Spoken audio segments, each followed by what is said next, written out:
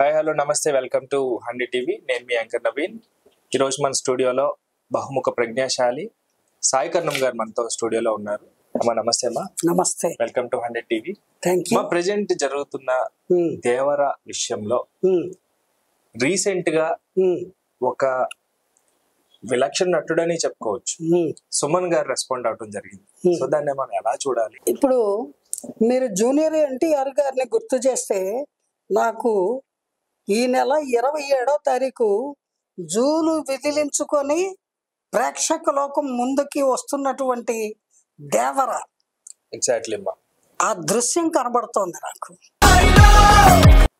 ఎంత అద్భుతంగా ఉంది అంటే, నీ నవ్వుల తెల్లతనాన్ని నాగమల్లి అప్పడిగింది, ఇవ్వద్దు ఇవ్వద్దు ఇవ్వద్దు అనేటువంటి పాటలో అత్యద్భుతంగా నటించిన జూనియర్ ఎన్టీఆర్ గారు ఆ సినిమాల నాటి నుంచి నేటి వరకు కూడా సినిమాకి తన యొక్క నటన ప్రతిభను ఆయన మరింత ఇంప్రూవ్ చేసుకుంటూ వెళ్తున్నారు. అది ఆయనలో ఉన్నటువంటి ఆ కళాతృష్ణ, ఆ తాతగారి వంశాంకురము అని మనము నిరభ్యంతరంగా చెప్పుకోవచ్చు. ఎందుకంటే ఆ లెగసీ అలా కంటిన్యూ అవుతోంది. ఏమంటే ఇతను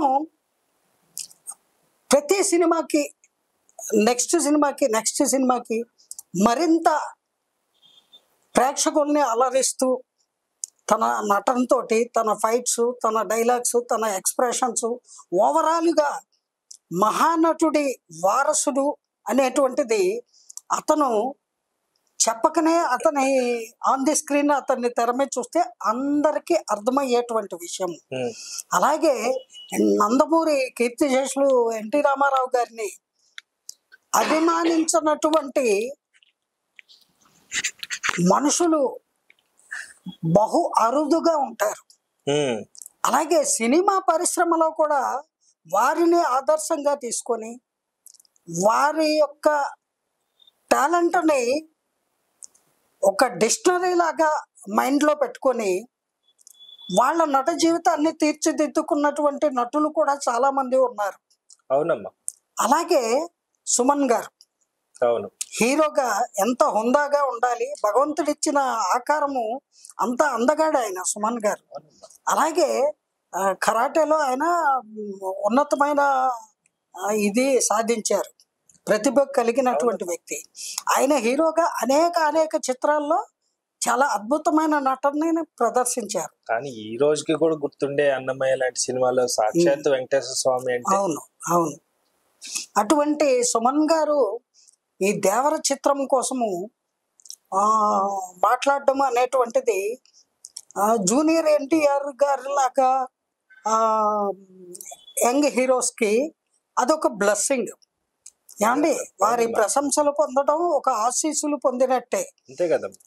అంతేకాదు ఆయన అతన్ని ప్రశంసిస్తూ అట్ ది సేమ్ టైము అటువంటి ఒక మంచి నటుడితో కలిసి నటించాలి అనేటువంటి కోరిక అంతరాంతరాల్లో ఉంది అనేటువంటి విషయాన్ని కూడా తెలియకనే తెలియపరచడం అనేటువంటిది చాలా సంతోషించదగినటువంటి విషయము.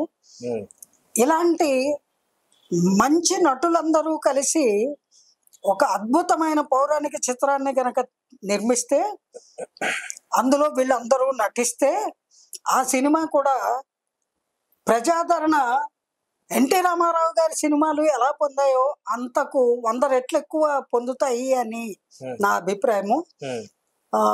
వి must expect from junior NTR గారు such characters he should play. అలాగే వారితో పాటు అనేక మంది మనకు గొప్ప నటులు ఉన్నారు.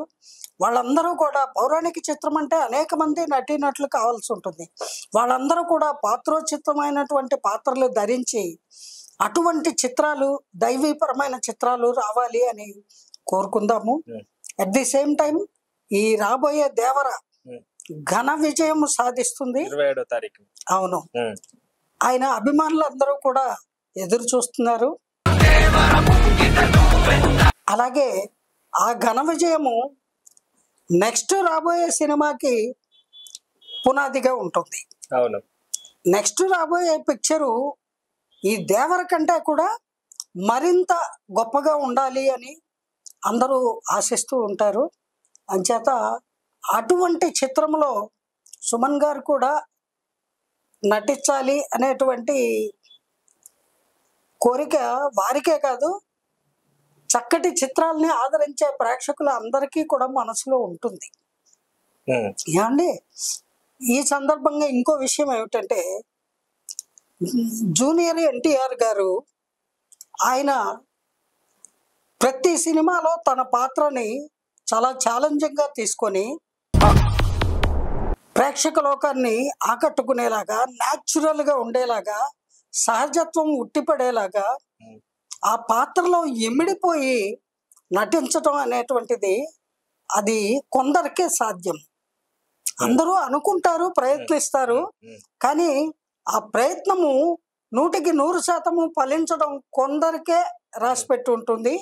అటువంటి బహు కొద్ది మందిలో శ్రీ జూనియర్ ఎన్టీఆర్ గారు కూడా ఒకరు.